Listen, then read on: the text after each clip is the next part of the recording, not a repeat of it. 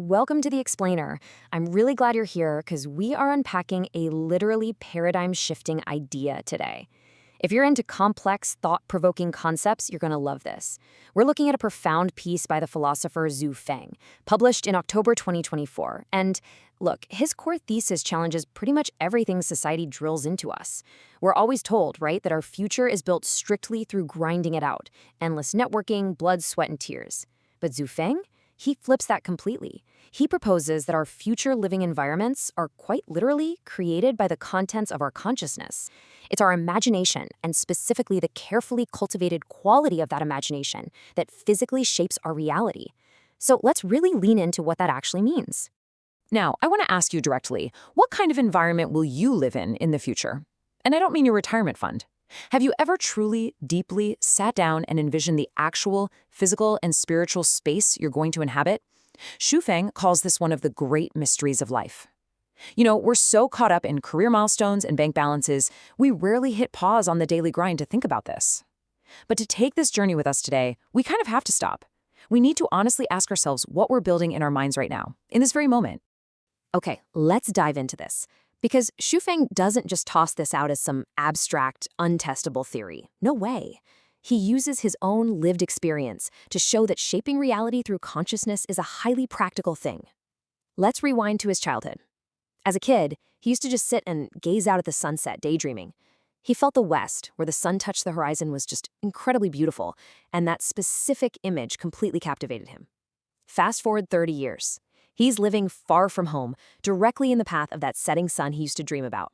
And for 16 years, he lived this life of immense joy. We're talking a large villa, swimming year-round in a private pool, 2 big dogs playing in the yard. He even had housekeepers, and the whole shebang was surrounded by this lush garden with flowers and singing birds.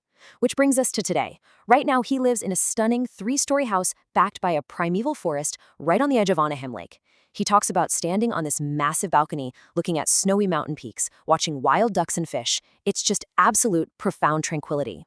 So the crucial point is that those exact scenes at Anaheim Lake, the clear water, the majestic snowy peaks, that absolute peace, they weren't just random luck. It wasn't just a killer real estate find.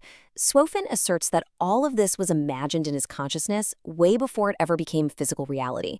He imagined the beauty first. He held on to it. And then, well, the beauty actually physically manifested as his home. The outer world literally became a perfect mirror of his inner world. It's wild to think about, right? The home he lives in today was essentially built by the pure daydreams of his youth. Now, you might be feeling a healthy dose of skepticism right about now. You're probably asking, come on, can absolutely anyone fulfill their wishes simply by imagining them? Well, according to the text, yes, absolutely anyone can. But, and this is a massive catch, the real issue here is, what exactly are you envisioning? Are you just imagining stacking up more wealth, becoming a high-ranking official? Maybe you're imagining overpowering people or aggressively climbing the social ladder. Sure, those are common goals. But do you actually possess the deep patience and the profound peace of mind required to envision a truly ideal, serene future? Let's explore how this actually works within the mechanics of our minds.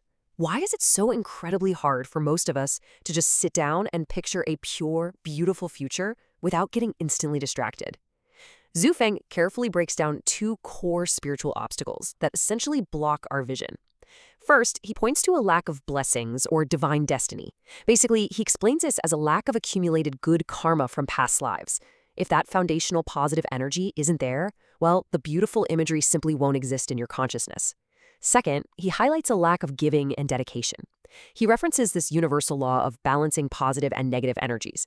Think of it like an equation. If you haven't given enough to the world, this law actually prevents you from accessing that beautiful imagination. You're effectively spiritually blocked from seeing the beauty. And this brilliantly illustrates the real danger of what society typically pushes on us. We're told that wealth, power, fame, status, these are the ultimate goals we should be chasing 24/7. But Zhu Feng, he compares these worldly ambitions directly to a mousetrap or a fishing hook. Seriously, think about it. The bait on a mousetrap is literally there to lure the mouse to its doom. A fishing hook violently snags a fish when it goes for a snack. Zhu Feng reframes these aggressive, worldly ambitions not as things to strive for, but as incredibly dangerous illusions. They're traps designed by the material world to snare our consciousness, keeping us tied to struggle and anxiety instead of elevating us to true peace. So if wealth and fame are just traps, what on earth should we be doing instead? Well, the solution here is that we must actively cultivate our soul garden.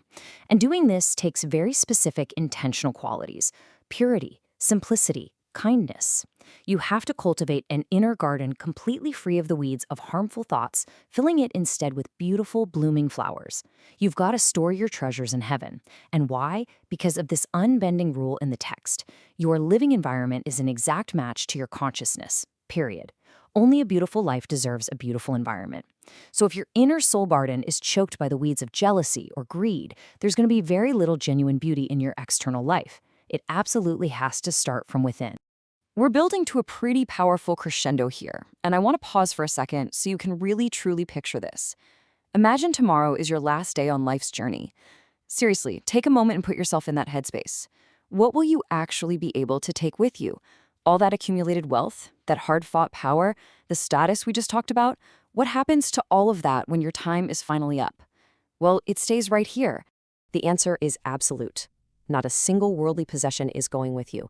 Only the contents of your consciousness, the things you truly, deeply consider most precious in your soul, will accompany you. Shufang concludes that if what you treasure lies in a higher spiritual plane or heaven, then that's where you'll ascend. But if your treasures are totally tied to this material world, you'll inevitably return right back here, trapped in that exact same cycle. So, in essence, imagination absolutely shapes the future. But if there's no wisdom and no real beauty cultivated inside you, no amount of imagination is going to conjure up heavenly scenes. Without that inner beauty, your mind just defaults to the stressful human world. So, I want to leave you with this final provocative thought to carry with you today. If your future environment is being built right now, literally brick, by the contents of your consciousness, what exactly are you building today?